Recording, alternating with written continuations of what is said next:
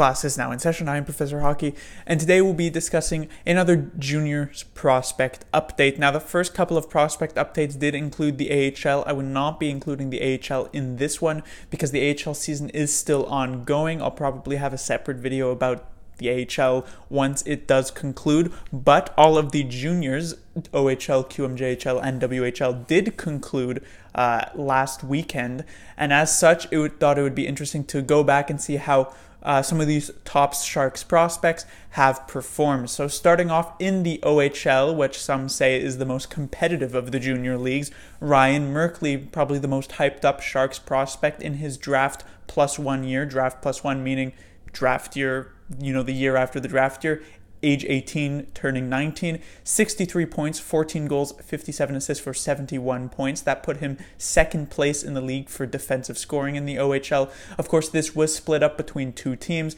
the Guelph Storm as well as the Peterborough Petes. He was traded from Guelph to Peterborough in a bit of a, controversial-ish trade, just because he went from a team that ended up trying to compete by the end of the season. Guelph, I think, finished third in the conference, to a team like Peterborough that maybe wasn't competing as much. They finished sixth in the conference, which seems good, but you have to recall that the OHL only has 20 teams, and so sixth in the conference is in the bottom half of the conference, still not that great. He was a point per game with Guelph. He was not a point per game, although it was quite close with Peterborough. He did have more goals with Peterborough, 9 goals compared to the 5 with Guelph, and he was a minus with Peterborough, but only a -1, so that's actually quite good, as Peterborough, as I said, not the best team. So actually a pretty solid season for Ryan Merkley, at least offensively. Obviously, the attitude issues still persist. He still had a pretty significant amount of penalty minutes, around 60 plus. He's obviously, the fact that he was traded mid-season is another small red flag. But I would say I would keep a bit more confidence. If you want to watch Ryan Merkley in the playoffs, Peterborough will be facing off against the Oshawa Generals, who finished, I believe, third in that conference. So Peterborough coming in as the bottom seed, but maybe Ryan Merkley can help orchestrate an upset. Next is our only World Junior Championship participant, Sasha Malevsky, in his draft plus 2 years, so basically 2 years after his draft year. Aged 19, turning 20. He only played 56 games because of the World Juniors. 35 goals, 40 assists for 75 points. That actually put him in terms of points per game. I guess if you want to look at it, because of the fact that he did miss 12 games, that's actually second on his team, which is the Ottawa 67s. They were the dominant team in the OHL. They finished first place, so they'll face off against the Hamilton Bulldogs. I'm sure many people are hyped up about Malevsky because of how strong he was in the World Juniors and how he basically sort of started off quite slow but ended up finishing quite strong, which shows, good effort because of the fact that he ended up finishing strong in, elimination style games and not just round robins. And so if you want to watch him, he'll face off, as I said, against the Hamilton Bulldogs on the Ottawa 67. We'll see if he can have a similar type of clutch performance in the playoffs for his junior team. On to the QMJHL, we first have Ivan Chekovich. Lots has been said about him. 66 games played, 43 goals, 62 assists for 105 points. That was good for second place in the QMJHL for points. He was with the Bay Como Drakkar, which came second place in their conference. And in the first round, they'll be facing off against the Moncton Wildcats. A lot has been said, as I said, about Ivan Chekovich. He has been hyped up. He was quite good in the AHL when he came there for the Sharks last season. Unless Bay Como, I guess, goes far, he'll most likely come to the OHL again this season. He was also quite good in the one preseason game he played with the Sharks. So there is some hype here about Chekovich. As I said, draft plus 2, so you don't want to read too much into it, but still second place in the QMJHL, which is a higher scoring league, is still, nothing to scoff at. Next is Vladislav Kotkov, maybe a Sharks prospect that hasn't been talked about as much, and the point totals would show why. He is in his draft plus 1 year, so 18 turning 19, 65 games played with 34 goals, 27 assists, and 61 points with the Chicoutimi Saguenay. And the reason why, those points totals don't jump off the screen, of course, 61 points in 65 games, that's not even a point per game pace, but that actually leads his team in points by a good margin, actually. believe by close to, I don't think anyone else even has 50 points on his team. So it does show that he seems to be the key offensive member of his team. He's also like a plus 30 or something, while there are not many other players who are even close to that. No other player on his team is plus 30 at the very least. And so he's been quite key for this team. They will face off against the Rimouski Oceanic in the first round. That is the team that has Alexis Lafreniere, for anyone following the draft for 2020, I believe. So he's been very, very good. I think he was actually tied with Ivan Chekovic for second place in points in the QMJHL. So going to be a tough one, but we'll see. Kotkov seemingly being that center of the Chicoutimi offense. Let's see if he can pull off an upset. Next is the WHL, and as I said, lots has been said about Joachim Blichfeld. He is in his overager year, so in the juniors, I believe across all three leagues, you're allowed to have 3 players who are age 20 turning 21, which is a huge advantage when you're playing in juniors. 68 games played for him, 53 goals, 61 points, and 114 points. That led the WHL in points. And the reason that is a huge advantage being an overager is, you would think in the NHL, a 25-year-old doesn't have that much of an advantage over a 23-year-old, if there's even an advantage at all. But when you think about, these are still teens.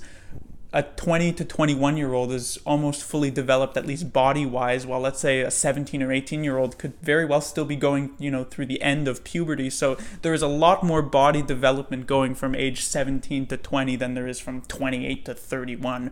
And so it does allow you to sort of dominate the ice. Now, the good news for Blichfeld is that he was, as I said, the leading scorer in the league. So he was above all the other overagers in the league. He was also the leading scorer on his team by a significant margin. Cody Glass, of course, is a hyped-up prospect on the Portland Winterhawks, which is Blichfeld's team, but he did not play a good chunk of the season. He only played 38 games, and then the next closest player from Blichfeld after Glass is about 50 points behind, so he definitely was the star of the Portland Winterhawks, helped them get 4th place in the conference. They'll face off against the Spokane Chiefs in the first round if you want to watch.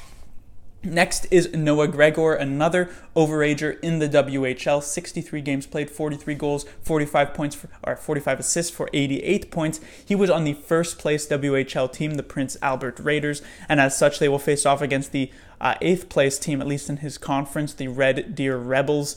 So Noah Gregor, 2nd place on his team in points, pretty good, but as I said, overager, nothing to be super hyped up about. I do believe Gregor is not really expected to be much of a high upside type of forward. If anything, maybe a bottom 6 forward, which isn't the worst outcome in the world, but still nothing to be super excited about, but still potentially a solid piece for the Sharks going forward. Finally, I will mention a goalie in the QMJHL, Zachary Aimant. Of course, some people have been talking about him because I believe he leads in goals against average and save percentage, or at least he's very close to the top. He has played 27 games, 24 wins with a 1.72 and a .932 save percentage. He shares the net with Samuel Harvey, who is actually an overager with his team, the Rouyn-Noranda Huskies. They were first place in the QMJHL by a long shot. I believe at some point this season they had a 25-game winning streak, which I believe was the new record for winning streak in the QMJHL. This is a team that was averaging a ton of goals per game. This was a team that was not letting in much. I believe it was just about 2 goals per game let in, and in the QMJHL that is extremely impressive. And the Rouyn-Noranda Huskies will face off against the Shawinigan Cataracts in the first round.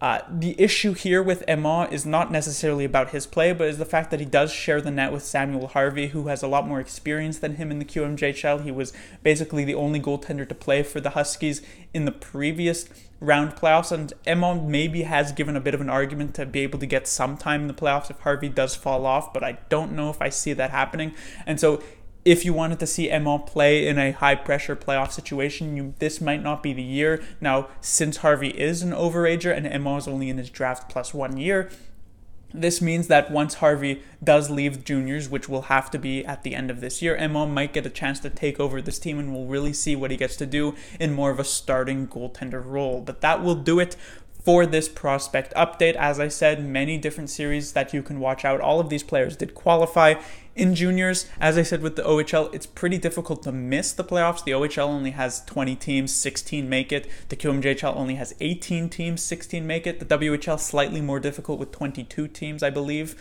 and 16 make it there as well. Is it 22? It might actually just still be 20.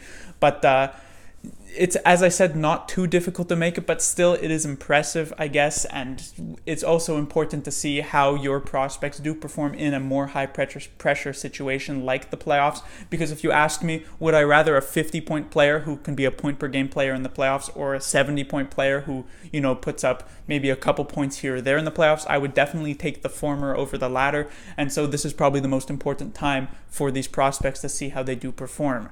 Class dismissed.